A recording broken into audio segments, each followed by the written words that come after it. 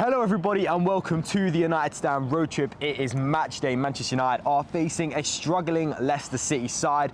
We've got some illness in the United Stand camp, so me and Maud are bringing you the road trip for today. Maud, let's reflect a little bit on the Real Sociedad game. I want to talk to you about Bruno Fernandes. How significant is that hat-trick and that performance for the team's momentum and morale heading into this Leicester game? Look, I'm a Bruno fan. I think a lot of people know that I'm a big Bruno fan. So for me, it's no surprise. You know, I'm not looking at Bruno thinking, wow, he's changed the corner. This is the Bruno that we all should know. He's been able to do this the whole time he's been at United. So for me, nothing's really changed. I think Bruno Fernandes is a great player. He's a clutch player, and he's been our star man since he's been here. Now, in terms of the team, look, the momentum's needed. You know, we got the result against Arsenal at Old Trafford. We got this result a few days ago now against Real Sociedad. And I think we need to carry this on to the end of the season. Yes, we're not going to get Champions League through top 4. We're not going to get Europa League through top 6. But winning this competition and also getting a bit of a nice little end in terms of run, you know, winning games in the league, I think it can only do positives for the team. So hopefully we can get the win this weekend, well, today actually. Yeah, it's a very, very good point you raised there. I want to talk to you about, you know, because we conceded early against Real Sociedad. Obviously, we conceded a penalty early, but we managed to recover. We dominated the game. What do you think that has to say about, you know, the resilience that is in this Manchester United side? Because we've seen in previous games when Manchester United go down, they don't sometimes, you know, come back up, and they don't, you know, always fight and show us that, you know what, we're Manchester United, we can win this game. What did you make of the fact that, yes, we went down, but then we battered them? I think you got to give credit to the manager, because end of the day, the manager is the person who brings the confidence into the team. He's the person who kind of gives that energy. He's got to start the momentum. He's got to start the mentality of we can come back. So from the manager, and then you go to the captain, Bruno Fernandes. I mean, we just spoke about him before, so I'm not going to go on too long. But again, it all goes through the captain. He's got to be the person on the pitch saying, you know what, guys, we can do this. We can bring the momentum. We can change this game around. And lastly, the fans, because I feel like at Old Trafford, I mean, we're outside Old Trafford today, and we saw it against Arsenal as well. The energy's changing. It's bouncing, it's rocking.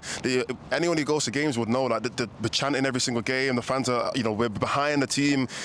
Earlier this season, there was, you know, certain situations, for example, the Xerxes situation, where you felt like the fan base was a bit against the players sometimes, and it was a negative time. But now I feel like the fan base is kind of slowly turning, and we're back in the team, and everything's kind of working out the way how it should. So I think altogether, the fans, the players, and the manager, if we all work together, these kind of things happen when we end up coming back in these kind of games. Greatness, all work together and we can have greatness. Just a couple more on the Sociedad game, and then we'll move on to tonight's game. I want to talk to you about Patrick Dorgu. For me, Patrick Dorgu stood out on Thursday night. It was a fantastic performance from him. I want to talk to you about a sportsmanship that was highlighted from Patrick Dorgu when, you know, he went down in the box, but then he said, ref, it's not a pen, and then he got up. I wanted to ask you, how does that help Manchester United's reputation in general? And also, how does that, you know, because Dorgu got sent off previously, he's already had a red card for Manchester United. How does that help his reputation, Dorgu's reputation? So, Dorgu's reputation and the club, what do you think? Yeah, I mean, first of all, the club, I'm always one of the guys that say, look, you want to win a game the right way, end of the day. You know, winning a game through poor refereeing decisions or through mistakes and VAR, this and all of that. Yes, as a fan, you're happy that you got the result, but at the end of the day, you kind of want to win because you were the better team on the day. Yeah, that's what we kind of look for. We want United to be winning games because, straightforward, we are the better team, you know, every single week. So, look, as a player, I mean, you don't have to be a professional player to have good sportsmanship. I mean, I play football on a weekend, and I have to probably do the same thing. So, as a club, I think it's important that we kind of maintain that kind of mentality of, let's just try and be the better team. Let's not try and win because of a poor decision or try and win because of referees, you know, not having his greatest game. Let's just try and win because at the end of the day, we were better than them. And in terms of Dorgu, I think it shows a lot of strong mentality. It shows a lot of maturity for such a young player. What is he, 20 years old, 21 years old? A lot of young players, they're not really, let's be honest, the maturity isn't there until they get onto their later stage of their career, or at least the peak of their career. So for a player who, I mean, I saw him speak at the press conference. I think Beth asked him a couple of questions. I think he spoke really well. I think he spoke really confidently. So I can tell that he's a kind of player who has that strong mentality to, you know, go out onto the pitch and obviously give everything, but also play the right way. For sure. Now, lastly but not least, the team are advancing now. We're in the quarterfinals of the Europa League. How big of a game is this tie against Lyon? And early on, but how do you see that going? Look, every Europa League game is the biggest game of our season. Let's be honest. We're going to be saying the same thing every single Europa League game because we have to win. It's simple as that. We have to win. So, yeah, this game against Lyon, the same way how this game against Real Sociedad, it is going to be our most important game of the season. It's going to be a lot more difficult. Lyon pretty much cruised through to this point.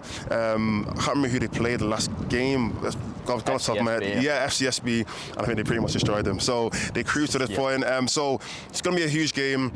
I think United are obviously going to take it. I mean, I hope United take it, but I've not looked fully into Lyon and how they did. I know they're not doing that well in the league, as in they're not like title contenders. PSG always run away in that league anyway, so there's not really much you can do in terms of trying to compete for a title. But I think Lyon obviously got a good team and they've got strong players, so hopefully we can challenge them. And again, I'd want to come back to Old Trafford and win it, so let's just try and do that, man. Yeah, for sure. So let's not focus on the future, let's focus on the present. Tonight, Manchester United face Leicester City, Ruud van Nistelrooy. Manchester United reunited again. A stat for you, a stat for the chat. Manchester United have won their last 5 matches against Leicester in all competitions. How confident are you in the team for extending this streak? Very confident. Let me not jinx it. I don't even want to jinx it because now that I've said that, something's going to happen. But I am very confident. We beat them 3 times this season. Yes, 2 of the times we beat them, Ruud was our manager. Fair enough. You can make that argument that Ruud has actually won 2 of the games. So maybe he might win 3 of them. But no, I think looking at Leicester's recent results, I mean, they've not won a game in the last 6 games. I think they've lost the last 6 games. They've not kept a clean sheet in 24 of their last 24 games. Nah. So we're destined to score. Maybe we can break their streak of not conceding a goal. But everything's in our favour to win this. I mean, Leicester in a difficult relegation battle. I mean, it's them versus Wolves pretty much, in my opinion. I think Ipswich and Southampton are more or less pretty much gone down. So yeah, anything can happen. Let me not say that. Anything can happen. One of them Ipswich could still survive. Southampton have definitely gone down. Ipswich might still survive, but they're in a relegation battle. They've not had the greatest season. A lot of their players have been underperforming compared to last season. Obviously, them coming up from the Championship. They've had a manager sacked, so that's always going to be a difficult situation for them as well. Sure. I just think United versus Leicester, it's a shoo-in for us to win, and hopefully, we can get this win today. I just want to touch quickly there on Ruud van Nistelrooy, as you mentioned it. Do you think at all that from Ruud van Nistelrooy's time at Manchester United, he'll know the players' strengths, he'll know the players' weaknesses? Do you think that could play any sort of part in his thinking? It must do. Sure. 100%. He's definitely going to be in the He'll know who to point out, who's weak, who's strong, where to go, which side to attack. 100%. He'll be in the Leicester training ground, which, by the way, we paid for with Harry Maguire. So you better say thank you. Say thank you for that. But he'll definitely be, with his coaching staff, looking at it, saying, look, I mean, he was pretty much like a striking coach. I mean, he was one of the best strikers we've ever had at the club, so he was more or less, helping, coaching on that side. So our attacking players, whether it's Højlund, whether it's Xerxes, Bruno, Garnacho, he would have been working very closely with those players to improve their finishing and whatnot, and kind of improve the game. So he would know a lot about how they play, and being at the club, he'll know a lot about how the club kind of operate, in terms of preparation and stuff like that. He probably would have taken a lot of the things he learned from United to Leicester to try and help them develop and grow to the point where they need to be. So yeah, he would definitely have a good knowledge, and will try to use that against us, kind of. I kind of hope he's a bit of a bias though, and he's in the back of his head, he's kind of thinking, do I really want United to lose? But yeah, he'll definitely try and use the knowledge that he has to work in his favour. Let's look ahead to team news. What could potentially happen in tonight's game? Ruben Amorim, speaking in his pre-match press conference that he did on Friday, said that Mason Mount will return to the Manchester United squad for this tie against Leicester. He said, I think Mason will be on the bench. Those were the words of Ruben Amorim. He went on to say that he loves Mount and that Mount is a player that he really needs for this system. What do you think? Wow, I mean, I actually didn't know that. I only just found out now. So, look, Mason Mount come back in the team. Look, there's 2 sides of it. One side of me is just thinking, it's just a matter of time. It's just a matter of time before he gets injured again. How long can Mason Mount really survive playing first team football? I've not seen it in the United top, and he's been there for what, a year and a half now? Yeah, a year and a half, so around that time anyway. The thing that Ruben Amorim says, and he says it time and time again, is that Mount's won. Mount has won European titles. What is that? No, congratulations to him, and you can never take that away from someone. I never say and like he won it. At the end of the day, if you got the medal at home, you can't, no one can say anything to you. However, his career's not done. You know, you can't just say I've won the Champions League, so that's it. I don't need to improve. I don't need to be any better. Like, no player with any real ambition should say that. And at the end of the day, I don't want to play at United who will say that, because you haven't won here. You might win at Chelsea. I don't care about what Chelsea won. I want you to win at United. So you kind of want the mentality of him to be, I'm not finished yet. I've got a lot to prove. I still want to let people know, look, he's not in the England team. And obviously, he's injured now, but I'm talking about for the future. Yeah. He's not a name who a lot of people say has to start for England, or he has to get back into that role. So I hope Mount has got a different kind of mentality of, yes, I've won, but I've still got a lot more to do. In terms of the game on today, and Mount being in the squad, I think he has a lot of qualities, and we all know what Mount can do, because we have seen him play in the United before. Like you said, we have seen him play in Chelsea. There's 100% a player there. We wouldn't have bought him if there wasn't a player there. It's just, are we going to get that player? And how long are we going to get him for? And how can we get that player as well? Yeah. I wanted to ask you lastly for your score prediction and who is your player to watch for tonight's game? Score prediction? Oh, this is early for me to do. Let me say... Score prediction, we're away, I think, at the, was it King Power Stadium? King Power Stadium. I think we're at least going to score 3 goals. We scored 4 against Real. Yes, 2 of them are penalties. 2 of them are penalties. I think we're going to at least get 3 goals. Let me just say, it's about time we got a clean sheet.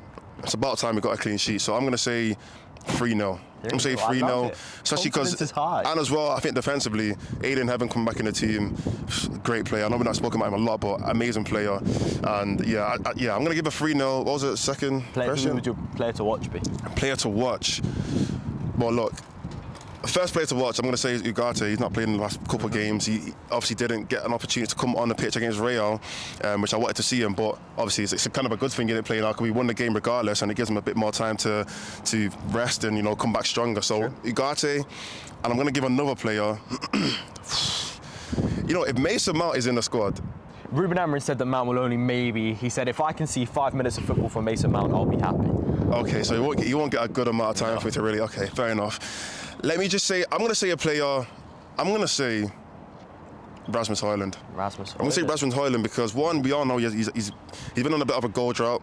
He did get the assist against Real, so it has, maybe that will give him a little bit of confidence. But also, there were a couple of opportunities in that game where I thought he could have got a goal. He could have got a goal, and he's getting closer. He's getting closer. There was that opportunity where Xerxes kind of done a little spin in the box, and he's crossed it in, and he's just gone shy of the post. Obviously, the penalty was won by Rasmus Højlund as well. Leicester is probably one of the easiest competitions he's going to have, or easiest teams to play against to get a goal right now. So this could be his game. This could be his game to get a goal. So I'm going to say Rasmus Højlund. Interesting stuff. Well, thank you for joining myself and Maud on the road trip. Ruud Nistelrooy versus Ruben Amorim. What are your score predictions? Get it in the comments below, and we'll see you on the build-up show.